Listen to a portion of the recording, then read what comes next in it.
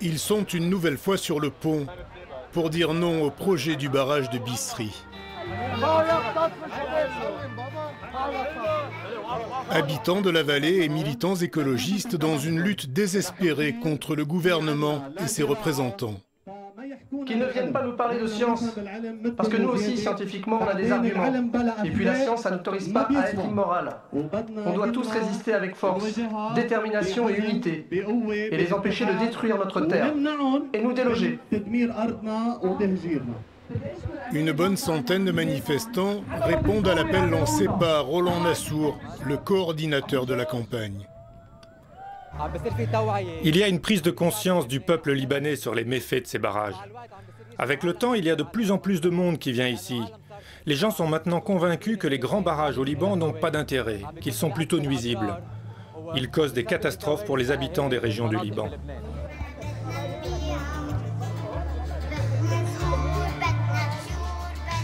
Le combat contre ce projet, imaginé dans les années 50 et ressorti des tiroirs par le gouvernement, dure depuis plusieurs années pour tenter de sauver la vallée de Bisri, dont 6 km² seraient engloutis. Les travaux n'ont pas encore débuté, mais une barrière bloque l'accès au site. Le barrage devrait être édifié ici, au niveau d'une église maronite qui sera démontée et déplacée. Des milliers d'arbres comme ces majestueux pins parasols seront abattus et un plan de compensation environnementale mis en place. Les colonnes d'un temple romain seront pour leur part mises au musée. Des impacts très importants, selon Roland Nassour. Ce barrage est non seulement inutile, il est aussi destructeur et extrêmement coûteux économiquement. On parle de plus d'1 milliard d'euros pour détruire ces terres qui ont une grande valeur. Il y a des sources hydriques plus proches de Beyrouth et qui seraient beaucoup plus faciles à recueillir tout en restant dans la région de Beyrouth. Un prêt de la Banque mondiale va financer en grande partie le projet. L'organisation assure que tous les standards internationaux sont respectés et que toutes les alternatives au barrage ont été envisagées en vain. Que ce soit la nappe souterraine de Beyrouth qui est déjà en surexploitation, que ce soit la réduction des pertes en réseau, que ce soit le dessalement ou la réutilisation des eaux, on n'arrive pas à avoir le volume nécessaire pour sécuriser l'eau pour 1,6 million de personnes à l'horizon 2035. Sur le pont, les opposants forment une chaîne humaine, entonnant l'hymne national. Parmi eux, Marie-Dominique Awad Farhat, propriétaire de terres agricoles. Au barrage de Bisri, nous voulons que cette plaine de Bisri redevienne une réserve naturelle. Sur ces terres fertiles, héritées de ses parents, Marie-Dominique produit des kiwis, des avocats et des fraises, sur une exploitation de 13,5 hectares dont elle vient d'être expropriée. Cette récolte sera la dernière? J'espère que non, parce que sinon, s'il y a un retour de conscience, ça va s'arrêter. Et c'est dommage, voyez-vous, parce qu'il y a entre 100 et 200 000 arbres qui vont être coupés. Et dont la moitié, ce sont des arbres fruitiers. Donc c'est très grave si on enlève tout ça. Plus à l'est, voici la retenue de Karaoun, dans la Bekaa. L'exemple à ne pas suivre. Le plus grand lac artificiel du Liban, mis à l'eau dans les années 50, au moment où le projet de Bisri était imaginé. Nassim Massad, exploitant agricole, est originaire des lieux. Dans sa jeunesse, il se baignait dans le lac. Cette année, d'abondantes précipitations ont atténué la pollution, mais sur les 350 millions de mètres cubes du réservoir, 13% sont des eaux usées. L'épuration n'est pas une priorité dans les 69 villages et 600 entreprises qui bordent le fleuve Litani en amont du barrage. Les eaux usées se déversaient sans qu'il n'y ait d'épuration. Maintenant, il commence à y avoir quelques stations d'épuration, mais pas partout. Cette terre a été rendue arable par le travail de nos ancêtres. Et maintenant, c'est devenu un dépotoir. En plus de la production d'électricité, les eaux du barrage devaient permettre l'irrigation des terres agricoles à moindre coût.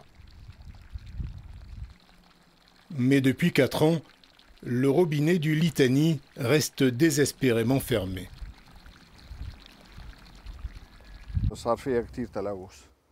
L'eau s'est mise à devenir très polluée.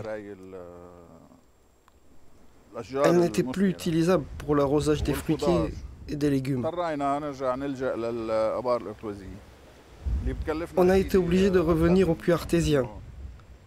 Et ça nous coûte plus cher que d'utiliser l'eau du Litani. Sur le barrage, Tony Selwan, conseiller municipal du village voisin, observe la qualité des eaux. Il n'a pas vu de truite dans le lac depuis plus de 20 ans. En l'état actuel des choses, je ne peux pas imaginer que cette eau puisse avoir un usage domestique, à Beyrouth ou ailleurs. Car une partie des eaux du Litani qui arrivent ici devrait se mélanger à celles du futur barrage de Bisri avant d'être traitées et acheminées vers Beyrouth. 34 km de tunnels et de conduites souterraines sont déjà en grande partie construits. On a fait des travaux, on a détruit la nature et dépensé de l'argent, mais ça ne veut pas dire que l'on est obligé de continuer et de dépenser davantage d'argent pour ce projet catastrophique et détruire d'autres régions. Et voilà qu'il lance de nouveaux projets inutiles. C'est un nouveau projet pour voler ce pays, un nouveau projet de corruption et de dilapidation de l'argent public. Ce député de gauche pense que le gouvernement agit par cupidité. Ce restaurateur installé sur les berges de la rivière est lui prêt au combat. Qu'ils ne pensent pas qu'ils vont venir ici tranquillement et qu'ils vont rentrer facilement faire leur barrage. L'opposition est forte, on les attend et on ne va pas les laisser prendre nos terres. On ne va pas les laisser nous les enlever. 861 personnes seront expropriées de leurs terres. Aucune habitation ne devrait être touchée. Fadi Youssef, le restaurateur, ne sera pas exproprié, mais il imagine déjà devoir quitter ce coin du Liban Sud. Nous, on a vécu ici dans les conditions les plus sombres. L'occupation israélienne n'a pas pu nous sortir de chez nous, et aujourd'hui la Banque mondiale va réussir à nous faire partir. Car Bisri est situé sur une faille sismique, et le tremblement de terre de 1956 est ici, dans toutes les mémoires. Je vais avoir peur qu'il y ait un tremblement de terre. Ça, c'est la première peur. La deuxième, c'est 70 mètres d'eau à 800 mètres de chez moi, à 800 mètres de la maison, 70 mètres de hauteur d'eau. Et au moindre séisme, au moindre souci. En plus, on n'a aucune confiance dans le Conseil du développement et de la reconstruction.